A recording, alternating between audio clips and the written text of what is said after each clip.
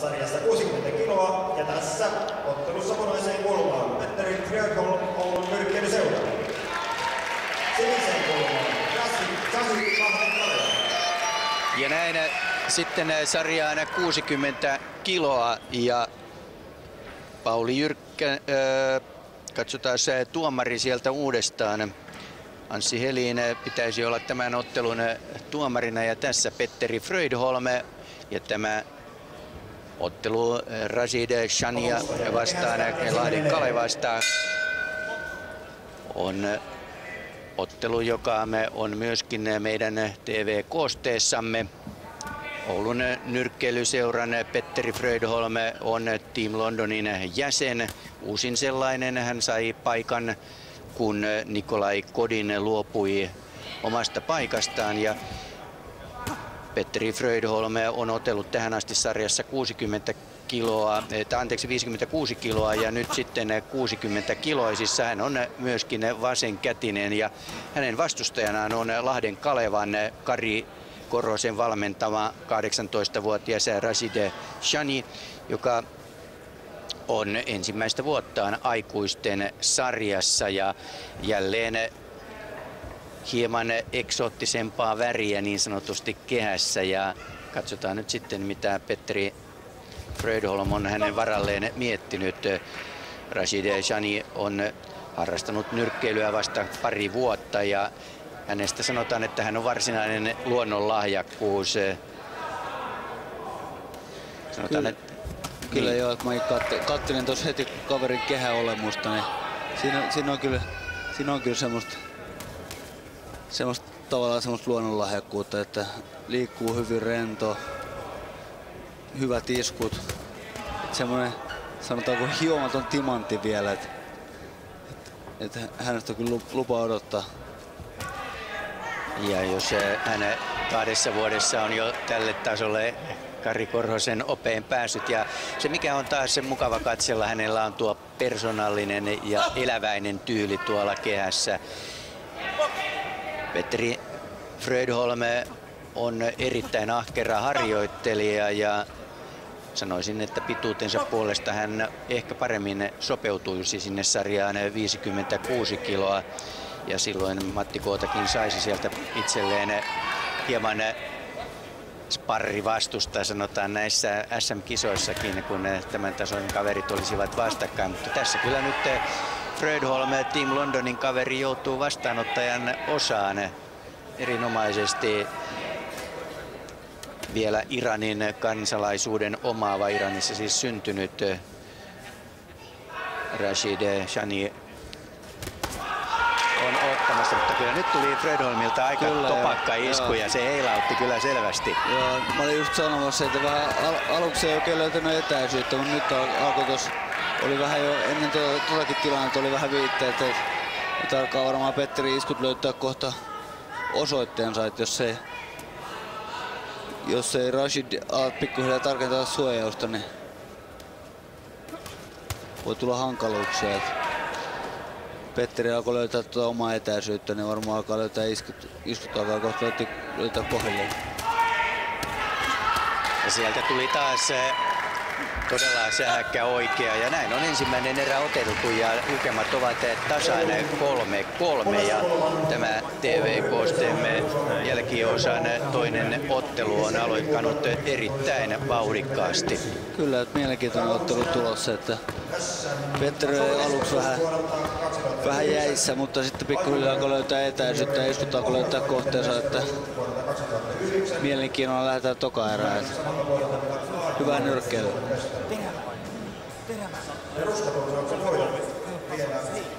Vuosilta 2008 ja viime vuonna.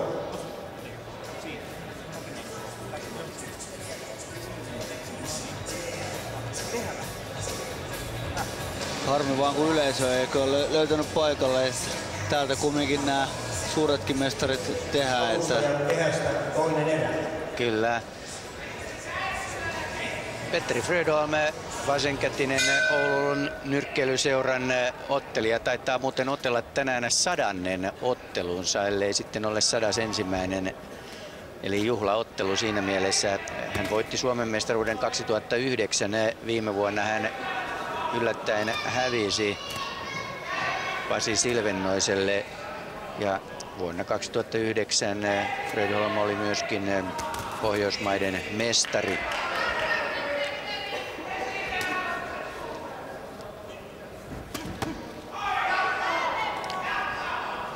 Vieraisin Janista sen verran, että hän on tämän kauden hallitseva A-junioreiden Suomen mestari ja todellakin vasta 2 vuotta nyrkkeilyt. Kun puhutaan luonnonlahjakkuuksista, niin tietysti yksi sellainen Ateenan olympiakisoista muistetaan Amir Khan, joka oli 17-vuotiaana siellä kaikkien suosikki ja kaikkien huulilla nykyisin ammattilaisen kehissä otteleva kaveri, niin hän oli myös sellainen touhuajat kehässä ja vähän samantyyppistä on tässä Rashid Shahin otteluissa tuollaista luonnokkuutta. Kaikki tapahtuu helposti ilman sen kummempia tekemisiä. Kaikki syntyy vähän niin kuin itsestään. Kyllä joo, tuommoinen rento asenne ja lyönnit lähtee rennosti. Ja hyvät jalat ja hyvä liike ja yläkroppa elää kumminkin tossa ihan kivasti. Ja jos ajatellaan vielä sen verran, puhutaan Kari Korhosesta, niin kun hän saa tällaisen kaverin salille, joka omaa tällaiset ominaisuudet, niin varmasti on hyvin haasteellista ryhtyä jalostamaan niitä sellaiseen kuosiin, että sitten kansainvälistäkin menestystä alkaa tulla. No kyllä joo, että se on mielenkiintoista, mutta Lahdessa on silleen, että siellä on sellainen hyvä porukka, että näilläkin on täällä iso tiimi, niin ne oikeastaan kasvaa siinä sivussa ne kaikki. Että se on yhteinen armeija, mitä sä niinku periaatteessa siellä kasvatat. Ja kyllä se on, niin, tavallaan se on vielä kovempi homma silleen, kun on monta kaveria, niin pitäisi yrittää keskittyä jokaisen yksilönä kumminkin, että kun ei puhuta mistään joukkueesta kumminkaan sillä tasolla, niin kyllä se on tavallaan jo haasteellista, että miten aika riittää jokaisen yksilöön. Kumminkin nyrkkeilijät vaatii semmoista erityishuomioon, että sun pitää välillä olla vähän isähahmoakin siinä ja kuunnella vähän huolia. Ja Pekka on niin ollut mulle ja Jonille, just Turusen Jonille, niin se oli meille semmoinen paljon muutakin kuin valmentaja. Että itse pitää olla onnellinen, että on suotu semmoinen valmentaja kuin Pekka on ollut. Että eihän varmaan yhteistyö kanssa näin kauan kestänyt, jos siinä olisi ollut niin paljon hyvää. Kyllä me pääsimme todella mielenkiintoisista asetelmista ottelun viimeiseen erään, sillä Shahin ja Fröjdholm ovat tasapisteessä 3-3, kun 2 erää on oteltu. Sen Lahdenkanevan edustava Rashid Shahin on syntynyt 15. marraskuuta 1992. Ja Rashid Shahin on A-junioreiden Suomen mestari viime vuodelta.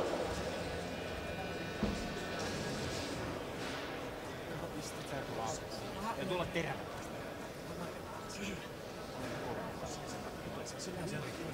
Älä mene liian ahnaasti. Sä saat takimaisella sille pisteelle poissa. Nyt otetaan vaan. Tarkkana vaan. Ei hylmiä. 3-3. Nyt heti liike. Tulee, niin ohjaat ja jatko. Hei.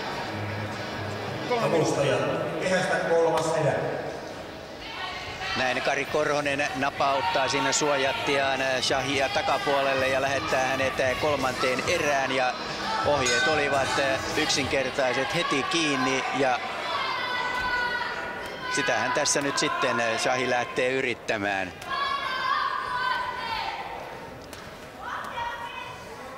Nyt sitten puhutaan siitä kokemuksesta, mitä Eemeli Katajisto tuossa puhui, että hänellä on vahva itseluottamus. Hän tietää, että kun kokemusta on, nyt ollaan vähän samanlaisessa tilanteessa Fröjdholm ja Shahin kanssa. Kokenut 100 ottelun mies ja häntä vastassa 30 ottelua otellut. Mitäs näyttää nyt, jos ajattelet tätä lähtöasetelmaa, että ollaan 3-3, niin ehkä Fröjdholmilla ei ole nyt vielä sitä otetta tuossa. No kyllä on mielenkiintoinen tilanne, että tuossa Kari antoi hyviä ohjeita, että kun Fröjdholm lähtee hyökkäämään, niin otettaisiin pieni askel sivuun ja lyötäisiin vasen yläkoukku ja ohjattaisiin kaveri sivuun ja sen jälkeen jatkettaisiin siihen tehtäisiin hyökkäys, kun kaveri on huonossa tasapainossa. Että saa nähdä, Lahden kaveri pystyy noudattamaan Karin ohjeita.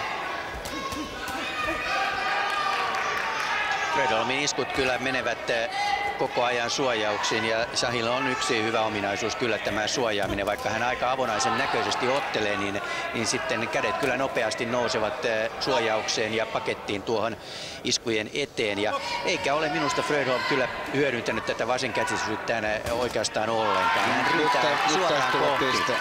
Nyt taas tulee pisteet 4-3.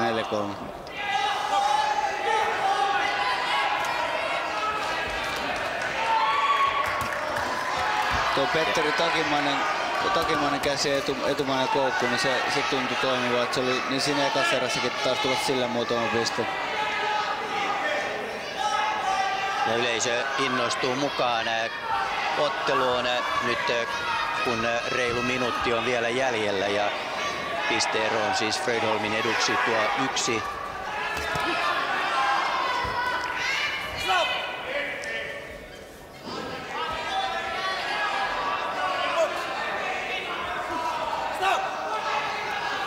Mutta kyllä nyt täytyy tietysti taas pohdiskella tätä kansainvälisyyttä, että Fredholm siis on Team Londonin jäsen ja nyt hän joutuu näinkin kokemattoman kaverin kanssa tiukoille, niin ja kansainvälisissä kehissä tällaiset vastustajat pitäisi hoitaa ilman muuta. Ja nyt tuli kyllä sellainen vasen sieltä perille, että paha tekijä ja piste tuli. Ja Fredholm kääntää kuitenkin rutiinillaan tässä kolmannessa erässä, kuten pitääkin tämän tason kaveria vastaan tehdä. Fredholm säilyttää niin sanotusti tyylinsä ja sieltä tuli taas sillä vasemmalla, mutta ei tainnut rekisteröityä tuomareiden papereihin. Ja nyt on kyllä Shahi tästä tällä hetkellä täysin aseeton. Ei keksi mitään tehdä. Lyömiset menevät tuollaiseksi tökkimiseksi, eikä niissä enää ole sitä ensimmäisen 2 erän ruutia takana. Ja näin tämä kamppailu päättyy ja Petteri Fredholm ottaa Suomen mestaruuden, toisen sellaisen, ja kukistaa lahtelaisen vastustajansa Rashid Shadin 6-4.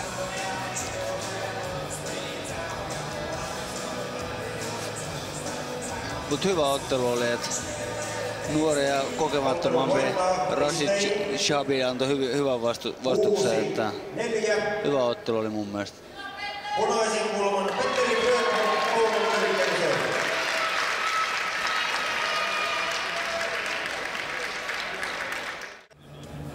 Petteri Fredholm, onnittelut Suomen mestaruudesta. Millainen maku itselle jäi tuosta loppuottelusta? Ihan hyvä maku jäi, että oli vaikea kaveri ennalta. Tiesi, että syksyllä otin ruskaturnauksessa 3-2 hajaanivoiton ja silloin kaveri on kehittynyt siitä aika paljon, niin tiesi, että on vaikea matsi, että hyvä, että näin kävi. Niin teillä oli jonkun verran kuitenkin koko ero, sekö siinä tekee sen? Joo, kyllä se on, että aika lyhyt on tähän sarjaan, että niin kuin huomaa varmasti, että tosi pitkiä kavereita oli nuo, että se ulottuvuusetu on aika paha joskus. No miten oma kausi jatkuu tästä eteenpäin? PM-kilpailut on varmaan, sinne tulee kutsu niin kuukauden päästä ja sitten keväällä GP-turnaus, niin siellä on sitten kovat karkelot. Siellä. Ja mitä sä ajat, mikä olisi se, mitä pitäisi saada plakkariin näistä? No, mennään nyt askel kerrallaan, että katsotaan mitä kevät tuo tullessaan. Mihin päästä. Hyvä, kiitoksia.